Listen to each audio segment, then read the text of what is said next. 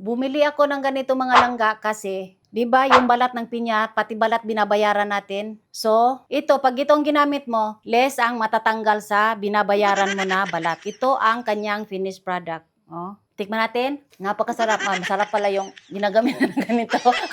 Hindi, joke lang. Talaga, pag ginamitan mo ng ganito, less ang matatanggal na balat sa pinya. Kaya para sa akin, mas okay ang ganito. Basta marunong ka lang gumamit. Sa umpisa lang naman, medyo mahihirapan ka. Pero pag sanay ka na, okay na. Ngayon, umpisahan natin magbalat.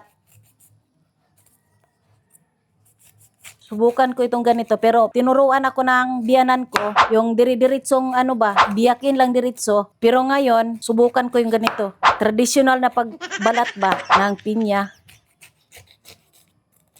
Pag bumibili ako ng pinya, hindi naman ako nagbabalat, pinapabalatan ko na. Para pagdating dito sa bahay, diretso kain.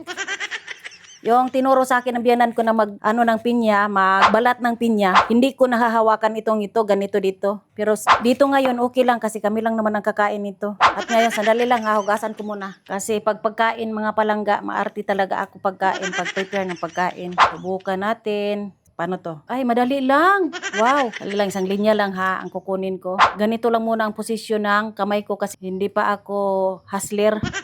Pero medyo matalim ang puller. Puller bang tawag nito? Parang puller nga, no? Ano ang saktong posisyon ng kamay? Ganito kaya, pero parang masusugatan ako eh. Parang madali lang pag sanay ka na. Pero careful kasi matalim itong dito oh. Kung walang kubal yung kamay mo, ano bang kubal sa Tagalog? Kailangan mag-careful ka talaga kasi baka masugatan ka. Medyo matatagalan ka talaga nito pag hindi ka sanay. Ay, takot ako baka masugatan yung kamay ko. Narapit na yung pasukan ng mga anak ko, baka may hindi na ako makapagluto.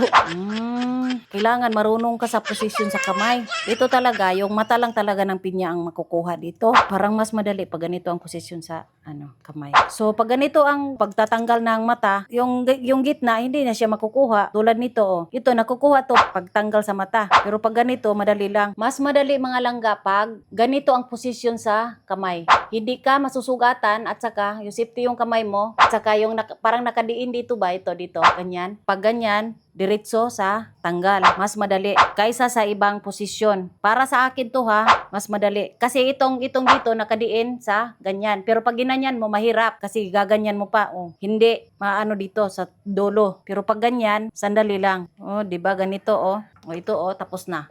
Yung mata lang talaga niya ang natatanggal.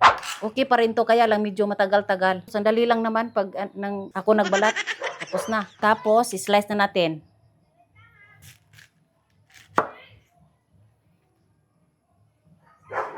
Okay. Pero pwede rin naman hindi tanggalin yung gitna. Kaya lang matigas eh.